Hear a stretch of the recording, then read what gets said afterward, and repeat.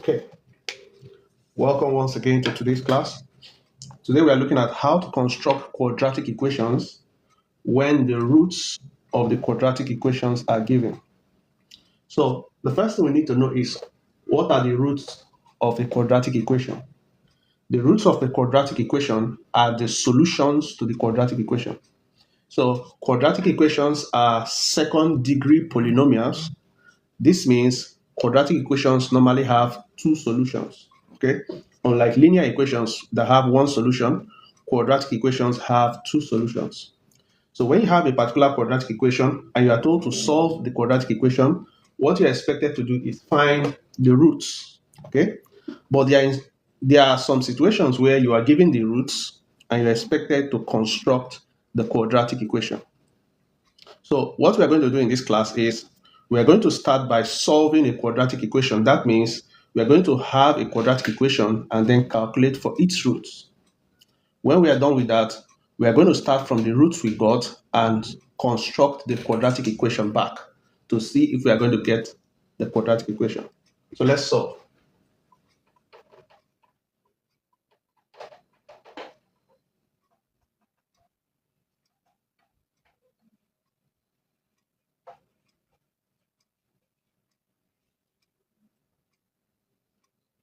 The equation is x squared plus 3x minus 40 is equal to 0.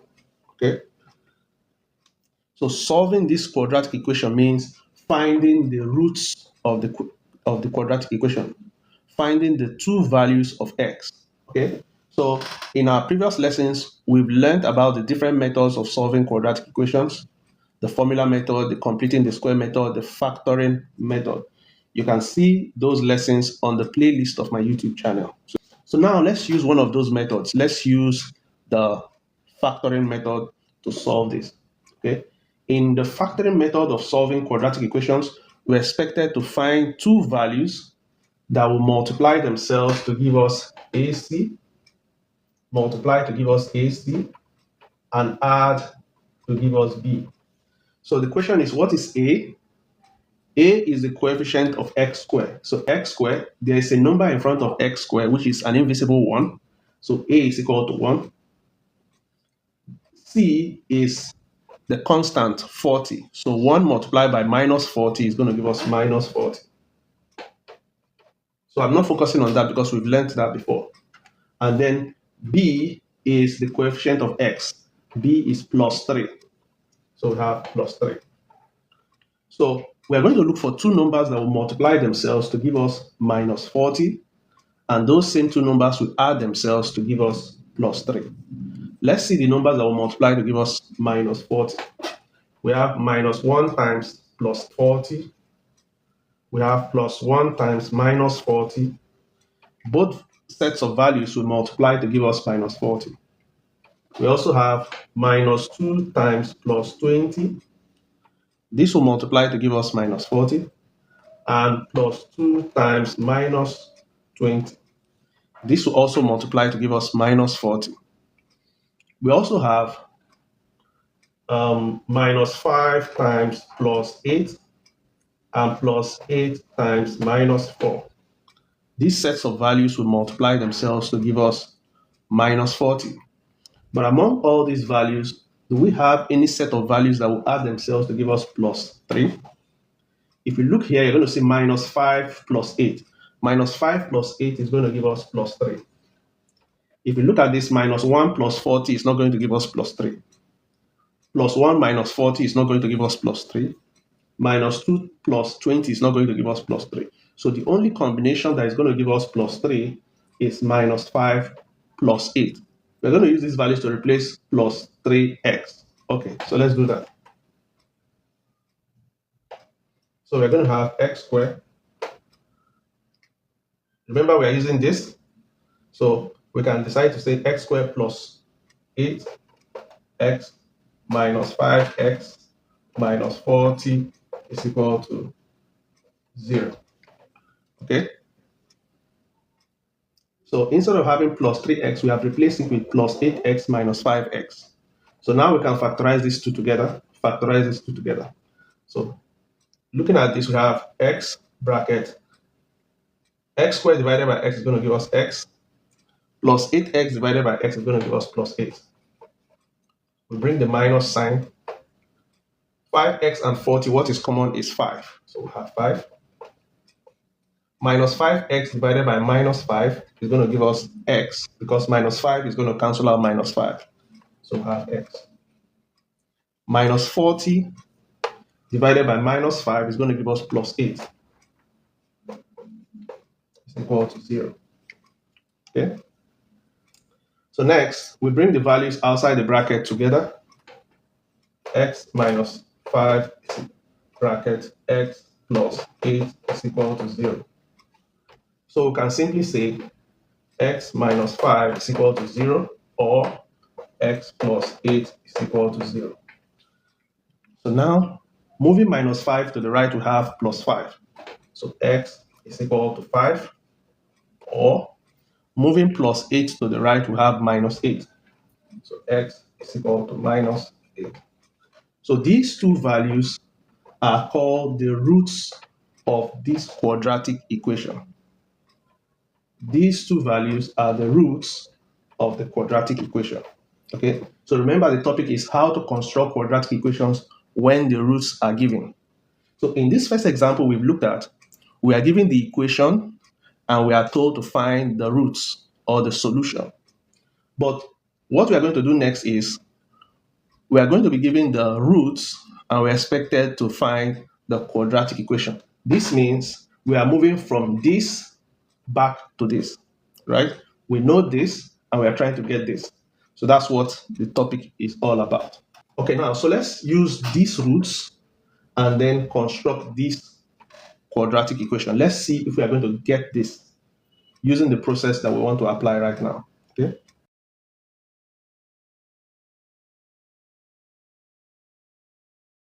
So now we are looking at the opposite process. Okay. So now we are given the roots and we're expected to calculate or expected to find the quadratic equation. So remember, the roots of a quadratic equation are the values of x. So let's solve together. So we can simply say, since the roots are 5 and minus 8, we can simply say, let x equal to 5 or x is equal to minus 8. So whenever you're solving an equation or a quadratic equation, this is how your answer is supposed to be. So we have written it in the answer form. Okay, x is equal to 5 or x is equal to minus 8. So remember, you can use any alphabet of your choice. I'm just using x. So the next thing we're going to do is move 5 to the left. Move 5 to the left. So x, when 5 goes to the left, it becomes minus 5. So x minus 5 is equal to 0, or x minus 8 moving to the left, it becomes plus 8 is equal to 0. Okay.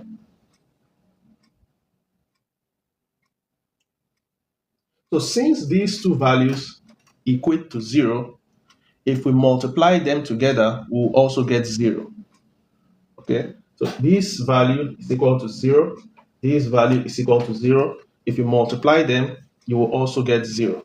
So if we have x minus 5 into x plus 8, this will give us 0.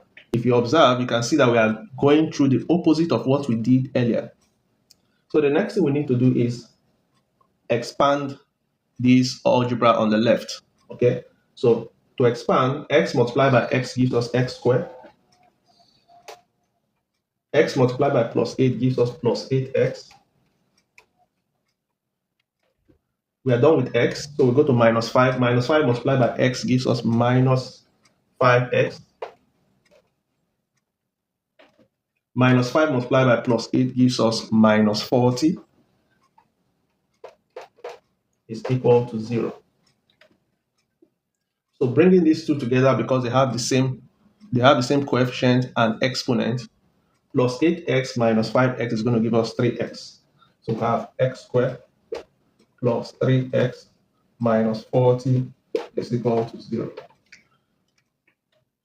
So that gives us our final answer. So we have been able to construct the quadratic equation when we are given the roots. Okay, so we have been able to construct the quadratic equation from its roots. So next we're going to look at another example. So now we want to construct a quadratic equation whose roots are minus 2 over 5 and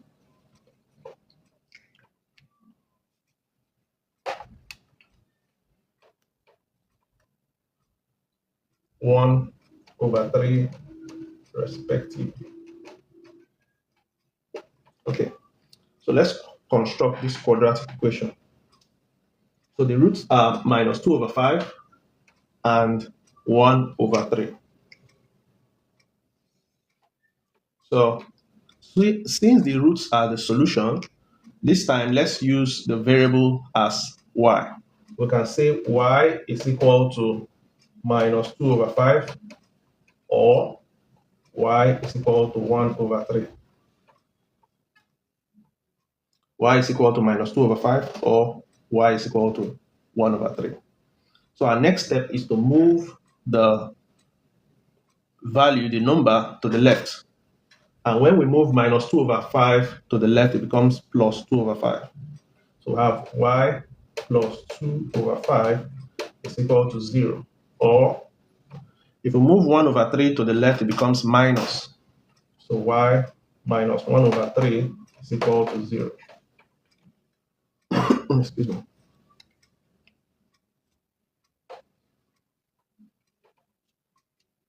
Minus 1 over 3 is equal to 0.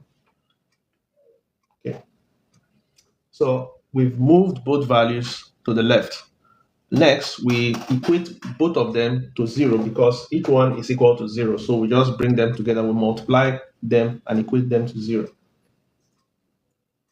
So we have y plus 2 over 5 multiplied by y minus 1 over 3 is equal to 0. Okay. So now you can expand the left side. So y multiplied by y gives us y squared. Y multiplied by minus 1 over 3 gives us minus 1 over 3y.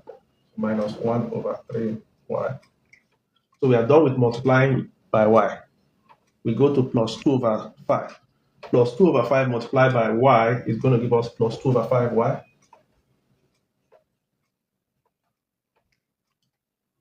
Plus 2 over 5 multiplied by minus 1 over 3. Plus 2 over 5 multiplied by minus 1 over 3.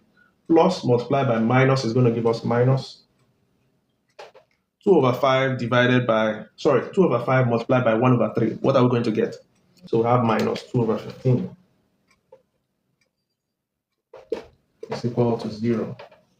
Let's add these two together because they have the same variable and exponent. So we have y squared minus 1 over 3 plus 2 over 5. What are you going to get? So the LCM of 3 and 5 is 15. Okay, 15 divided by 3 gives us 5. 5 multiplied by minus 1 gives us minus 5. Plus 15 divided by 5 gives us 3. 3 multiplied by 2 gives us 6. So minus 5 plus 6 gives us 1. So we have 1 over 5, 1 over 15. So the answer is 1 over 15y. And then we have minus 2 all over 15 is equal to 0. So now we are getting closer to the solution. Now we have denominators here, 15 and 15. We want to eliminate those denominators. In order to eliminate those denominators, what we simply have to do is multiply the entire equation by 15 because this denominator is going to be cancelled out. So multiply